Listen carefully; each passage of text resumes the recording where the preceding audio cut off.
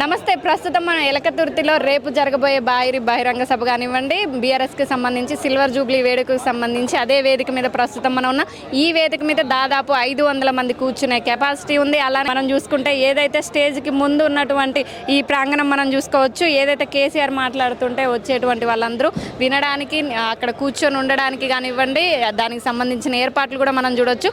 దాదాపు ఇక్కడ 10 లక్షల మంది కూర్చోవడానికి ఏర్పాట్లు చేసినట్టుగా ఇక్కడ వీళ్ళు కార్యకర్తలు కానివ్వండి, నాయకులు కానివ్వండి చెప్తున్నారు. ఇక్కడ చూసుకుంటే ప్రతి ఒక్కటి కూడా కుర్చీలు కానివ్వండి, లైటింగ్ కానివ్వండి, వాళ్ళకి సంబంధించి టాయిలెట్స్ ప్రతి ఒక్కటి కూడా ఇక్కడ మనం చూడొచ్చు. పెద్ద ఎత్తున అయితే ఇక్కడ మొత్తం ఏర్పాట్లను అయితే దగ్గరుండి నాయకులందరూ చూసుకున్నారు. ప్రతి ఒక్కరు ప్రతి క్షణం పర్యవేక్షిస్తూ ఇక్కడ ఏర్పాట్లను అయితే రేపు ఈ సభను అయితే గ్రాండ్ సక్సెస్ చేసేలాగా అందరూ కూడా ఇక్కడ నిమగ్నం అయ్యారు. ఒక ఎమ్మెల్సీలు కాదు, ఎమ్మెల్యేలు కాదు, మాజీ ఎమ్మెల్యేలు, మాజీ మంత్రులు ప్రతి ఒక్కరు కూడా ఇక్కడికి వచ్చి ఈ ఏర్పాట్లు చేసుకోవడం అయితే జరుగుతుంది. ప్రస్తుతం మనతో రాకేష్ రెడ్డి గారు ఉన్నారు. నమస్తే అండి. అసలు దొరికేటట్లేరు, ఏర్పాట్లు బిజీగా ఉన్నారు. ఇది లక్షల మంది వచ్చేటువంటి సభ కాబట్టి పెద్ద ఎత్తున ఏర్పాట్లు చేస్తున్నాం. ఒక సమ్మక్క సారక్క జాతరకు ఏ రకంగా ఏర్పాట్లు చేస్తామో ఆ రకంగా ఏర్పాట్లు చేస్తున్నాం కాబట్టి అందరం కూడా ఫీల్డ్లో నిమగ్నమైనాము. అంతే తప్ప టీవీలతో మాట్లాడొద్దని కాదు. ఈ మొత్తం ఏర్పాట్ల గురించి మళ్ళీ చెప్పేది మీదే కాబట్టి మీతో తప్పకుండా మాట్లాడాలి. ఇన్ డీటెయిల్గా నేను మళ్ళీ మాట్లాడతాను. మళ్ళీ బిజీ మళ్ళీ మాట్లాడతా తప్పకుండా. ఓకే, చూస్తున్నారు కదా, ఇలా ప్రతి ఒక్కళ్ళు కూడా ఎవరి వారి పనుల్లో నిమగ్నం అవుతూ కనీసం మీడియాతో మాట్లాడే సమయం కూడా లేనంత బిజీగా వీళ్ళు ఇక్కడ వాళ్ళకి సంబంధించినటువంటి పనులు దగ్గరుండి చూసుకోవడం అయితే జరుగుతుంది. మనం చూడొచ్చు, మొత్తానికి ఇక్కడ ఒక కార్యకర్తలే కాదు, పండు ముసలి వాళ్ళ దగ్గర నుంచి ప్రతి ఒక్కళ్ళు కూడా ఇక్కడ నిమగ్నం అయిపోయి ఈ సభను సక్సెస్ చేయాలని కూడా అందరూ చాలా ఉత్సాహంగా రేపు రాబోయే కేసీఆర్ గారు ఇక్కడ ఈ సభలో ఏం మాట్లాడబోతారో అని చెప్పేసి అందరూ ఆసక్తిగా ఎదురు చూడడం అయితే జరుగుతుంది.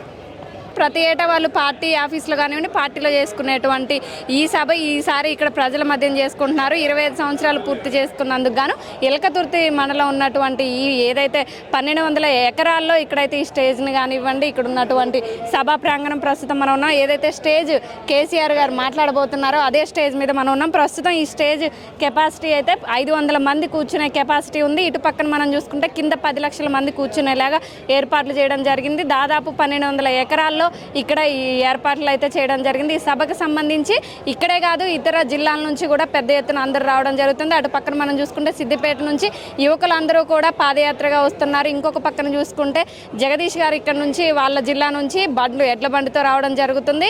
ఎర్రబెల్లి దయాకర్ రావు గారు కూడా ఎడ్ల బండ్లు తీసుకొని రావడం జరుగుతుంది. అలానే ఇక్కడ వరంగల్ పశ్చిమ నుంచి దాస్యం వినయ్ భాస్కర్ గారు అక్కడ ఆటోలతో ఇక్కడ వరకు రావడం జరుగుతుంది. ఇలా ప్రతి ఒక్కరు ప్రతి జిల్లా నుంచి, తెలంగాణ నలుమూల నుంచి కూడా ప్రతి ఒక్కరు ఇందులో పార్టిసిపేట్ చేసేలాగా అందరూ ఏర్పాట్లు చేసుకొని వారి జిల్లా నుంచి కార్యకర్తలు కానివ్వండి, పార్టీ శ్రేణులు, నాయకులు అందరూ కూడా తరలి రావడం జరుగుతుంది. ఇక్కడ మనం చూడవచ్చు, ఇక్కడ మనం ప్రస్తుతం స్టేజ్ మీద ఉన్నాం. అటు చూసుకుంటే ఎవరైతే రాబోతున్నారో రేపు సభ జరిగేటప్పుడు కేసీఆర్ గారు కానివ్వండి, ఇక్కడ పార్టీ శ్రేణులు మాట్లాడేటప్పుడు ఎదురు కూర్చున్నటువంటి స్టేజ్ అంతా మనం చూసుకోవచ్చు.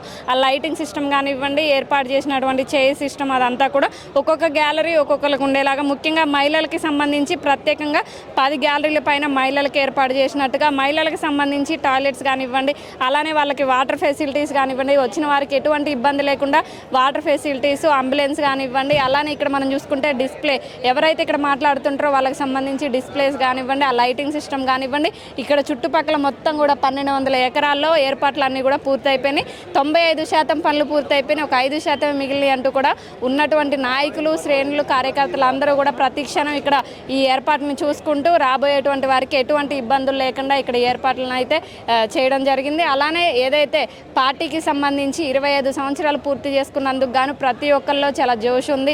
అలానే ప్రభుత్వం ఏదైతే గతంలో తెలంగాణ రాకముందు నుంచి పార్టీ ఆవిర్భవించి కొట్లాడి సాధించి తెచ్చుకున్నటువంటి పార్టీయే తెలంగాణ కోసం పుట్టిన పార్టీ బీఆర్ఎస్ పార్టీగా వీళ్ళు చెప్పుకుంటూ, అలానే ఇక్కడ సంబంధించి తెలంగాణలో పెద్ద ఎత్తున జరగబోయే అతిపెద్ద పండగగా ఈ సిల్వర్ జూబిలీని అయితే జరుపుకుంటున్నారు. అలానే ఇక్కడ మనం చూసుకున్నట్టయితే మహిళలే కాదు, పండు ముసలి వాళ్ళే కాదు, ప్రతి ఒక్కరు ఇక్కడికి వచ్చి ఏర్పాట్లను చూసుకోవడం అయితే జరుగుతుంది.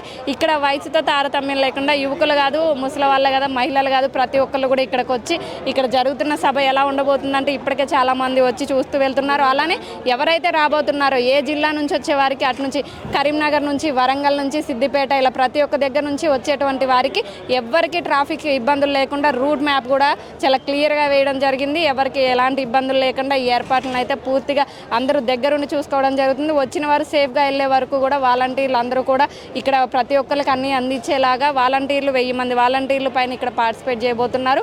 అలానే కార్యకర్తలు కూడా ఈ నియోజకవర్గంలో ఉన్నటువంటి ఎలకతుర్తి హుజనాబాద్కు సంబంధించిన మహిళా కార్యకర్తలు కూడా మహిళలకు ఎలాంటి ఇబ్బందులు లేకుండా చూసుకుంటున్నారని గతంలో మొన్న జరిగినటువంటి ప్రెస్ మీట్లో కవిత గారు కూడా చెప్పడం జరిగింది. ఇప్పుడు హరీష్ రావు గారు కూడా రాబోతున్నారు. ఈ ఏర్పాట్లన్నింటినీ కూడా ప్రతి ఒక్కరు దగ్గర నుండి చూసుకోవడం జరుగుతుంది. చూడాలి ఈ సభ ఎంతవరకు గ్రాండ్ సక్సెస్ అవ్వబోతుంది, ప్రజలు ఎలా తీసుకోబోతున్నారు, ఈ సభను అయితే ఎలా వచ్చి కేసీఆర్ గారు ఏం మాట్లాడబోతున్నారు. చాలా రోజుల తర్వాత కేసీఆర్ బయటకు వచ్చి ఇంత పెద్ద బహిరంగ సభని పార్టిసిపేట్ చేయడం ఏం మాట్లాడతారన్న ఆతృత అయితే ప్రతి ఒక్కరిలో ఉంది. ముఖ్యంగా కార్యకర్తల్లో అయితే చాలా ఆశలు నింపుకొని ఉన్నారు. ఏం మాట్లాడబోతున్నారు కేసీఆర్ గారు, చాలా రోజుల తర్వాత రాబోతున్నారు, ఏం మెసేజ్ ఇవ్వబోతున్నారు, ఏం మాట్లాడబోతున్నారు అంటూ కూడా ప్రతి ఒక్కరు ఆసక్తి నెలకొంది. చూడాలి ఈ సభ ఎంతవరకు సక్సెస్ అవుతుంది, ఎంతమంది పార్టిసిపేట్ చేయబోతున్నారు అనేది. ఇలాంటి మరిన్ని వార్తలు మీ ముందుకు తీసుకొస్తున్నాం. మీ ఆర్ఎన్ టీవీ కీప్ వాచింగ్.